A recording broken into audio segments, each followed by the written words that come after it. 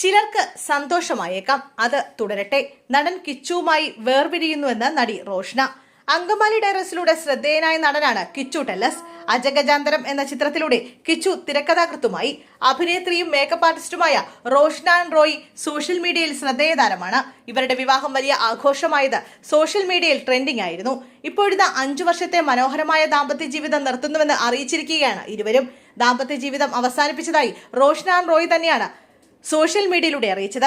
തന്റെ അച്ഛനെ നഷ്ടമായ സെപ്റ്റംബർ 30-ന് ജീവിതത്തിൽ മറ്റൊരു വേർപിരിയൽ കൂടി വേണ്ടി വന്നിരിക്കുകയാണെന്നാണ് റോഷ്ന റോയ് പറയുന്നത്. 5 വർഷം ഒരുമിച്ച് ജീവിച്ച ശേഷം പരസ്പര സ്നേഹത്തോടെയും ബഹുമാനത്തോടെയും ഞങ്ങൾ പിരിയാൻ തീരുമാനിച്ചു.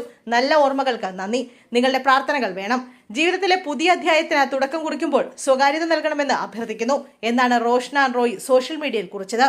അതെ, രക്തത്തിന് വെള്ളത്തേക്കാൾ കട്ടിയുണ്ട്.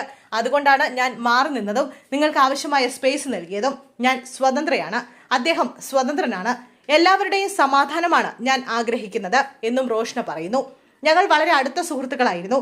പലതരത്തിലും ഇപ്പോഴും അങ്ങനെ തന്നെയാണെന്നും താരം പോസ്റ്റിൽ പറയുന്നു. സെപ്റ്റംബർ 30 എന്റെ അച്ഛനെ നഷ്ടമായ ദിവസം. ജീവിതത്തിലെ ആദ്യത്തെ വേദന. ഇന്ന് ഞാൻ മറ്റൊരു അവസാനം കൂടി കുറിക്കുന്നു. മുന്നോട്ട് പോകുന്നു. നഷ്ടത്തിൽ നിന്നും നഷ്ടത്തിലേക്ക് പോകുമ്പോഴും ഞാൻ ഉയർത്തെഴുന്നേൽക്കാൻ തീരുമാനിച്ചിരിക്കുന്നു എന്നും താൻ പങ്കിട്ട കുറിപ്പിന്റെ ആമുഖമായി റോഷ്ന റോയ് എഴുതുന്നുണ്ട്. റോഷ്ന ഒരു നർത്തക കൂടിയാണ്.